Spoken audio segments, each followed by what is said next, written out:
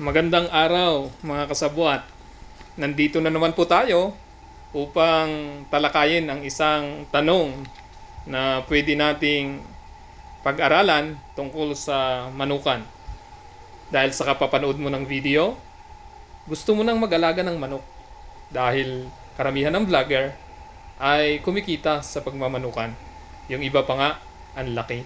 Sa isang araw, nakakabinta sila ng 200,000. Yung iba naman, 10,000, 40,000 sa isang araw. At yung iba pa, kakunti ng puhunan, kumikita ng 40,000 sa isang buwan. So, dahil dito, parang gusto mo silang gayahin. Pero ito ang paalala ko sa iyo. Katulad ng ibang negosyo, lahat naman ay pwedeng pagkakakitaan. Pero alam mo ba, na lahat din ng negosyo ay pwede kang malugi. Katulad ng restaurant.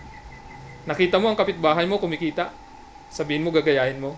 Pero pagdating sa aktual, nalugi ka. Ganon din sa tindahan. Kaya papansin mo, ang daming tindahan na nagsasara. Dahil akala nila, kumita yung kapitbahay nila, kikita rin sila. Ganon din sa lahat ng negosyo. Kaya pag-aralan mong mabuti ang negosyo bago mo pasukin. Kung iisipin mong gagawin mong negosyo ang pagmamanukan, maaring itanong mo muna sa sarili mo ang mga tanong na ito. Number 1, alam mo ba ang tamang paraan ng pag-aalaga ng mga manok? Oo, sasabihin mo sa akin, napanood na ko na yan. Marami na akong napanood kung paano mag-alaga. Nabasa ko na yan, dami ko nang binasang research. Pero alam mo ba na ang actual ay iba sa theory? Oo, napanood mo, nakita mo, napuntahan mo mismo ang manukan. Pero pag ikaw na, hindi mo pwedeng gayahing eksakto yung ginagawa niya. At pwedeng yung best practices niya ay pwedeng hindi sa'yo sapagkat iba yung lugar mo. Iba yung manok na inalagaan mo. So lahat yun ay magiging factor para hindi magtagumpay ang iyong negosyo. So, alam mo ba, ulitin ko, alam mo ba ang tamang paraan ng pag-aalaga nito?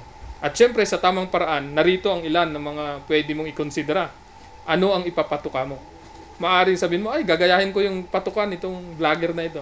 Ay paano kung yung mga materials na yon, yung mga raw materials na ginagawa niyang patuka ay hindi available sa lugar niyo o kung available man ay masyadong mahal.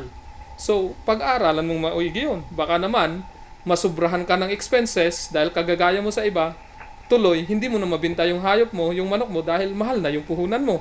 Pwede mong ibenta pero mahal din. Ay sinong bibili kapag masyadong mahal ang iyong benta? Ganon din sa pag-aalaga ng sisiw. Ang sisiw ay napakaselan. Oo, marami tayong napapanood kung paano mag-alaga ng sisiw. Pero tandaan mo ito, yung pag-aalaga nila ng sisiw ay iba pa rin sa iyo. Kaya nga sa lahat ng vlogger ng manukan, iba-iba yung paraan nila. Kasi depende sa sitwasyon mo, depende sa lugar mo ang pag-aalaga ng sisiw. Yung klima ay napakalaking factor nyon. Sa ibang lugar, ganito yung pag-aalaga nila. Pagdating sa iyo, dahil iba yung panahon sa iyo, laging umuulan, laging malamig, sa kanila mainit, ay mababago lahat yun. Kaya hindi effective sa iyo dahil iba yung lugar mo. Kaya pag-aralan mong maigi yun. Paraan ng pagpapalaki at pagpaparami nito, alam mo na ba? Baka naman, kala mo simple lang, yun pala, hindi na sa actual. Lugar ng pag-aalagaan, malaking factor ito. Sapagkat ako sa karanasan ko, nung nandito sa bahay ang mga manukan ko, yung maraming manukan, ay nagkakasakitan dahil overpopulation. Pero nung inilipat ko sa bukid, yung mga may sakit ay unti-unting gumagaling na hindi ko ginagamitan ng mga gamot na nabibili. Nung nandito sa bahay, kahit anong dami ng binibili kong gamot, ay nagkakasakitan sila at maraming namatay. Kaya tandaan mo, yung lugar ng pag-aalagan ay malaking faktor ng pagdami o paglaki ng ating mga manok. At ang sunod ay babakunahan mo ba o hindi ang iyong mga manok? Pwedeng bakunahan, pwedeng hindi. Pag-aaralan mo lahat ito. Naranasan mo na ba?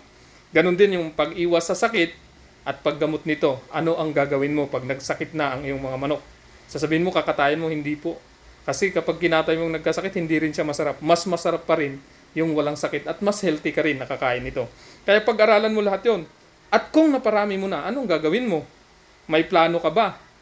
May konkreto kang plano pag naparami mo ang manok mo? Oo, sabihin mo, may pagbibintahan ko. Ako, sigurado ka ba na mabinta mo agad yung mga manok mo pag kailangan mo? So, kanino mo ito ibibinta? Saan mo ito ibibinta?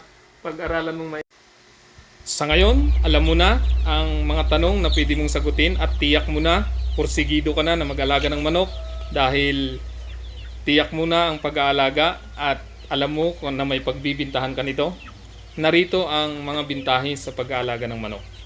Ang manok ang isa sa pinakamabilis dumami na hayop sapagkat kaya nitong mangitlog ng 50 hanggang 300 na itlog sa isang taon, yung isang inahin. Kaya kapag magaling kang mag-alaga, yung kaya mong palakihin yung mga sisiw nang hanggang sa sila ay pwedeng katayin o ibenta, ay mabilis kang kumita dito.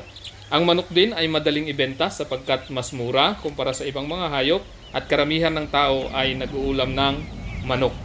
Mabilis din bumalik ang iyong puhunan sa pagmamanukan sapagkat sabi ko nga, mabilis silang lumaki at mabilis agad maibenta ang iyong mga manok.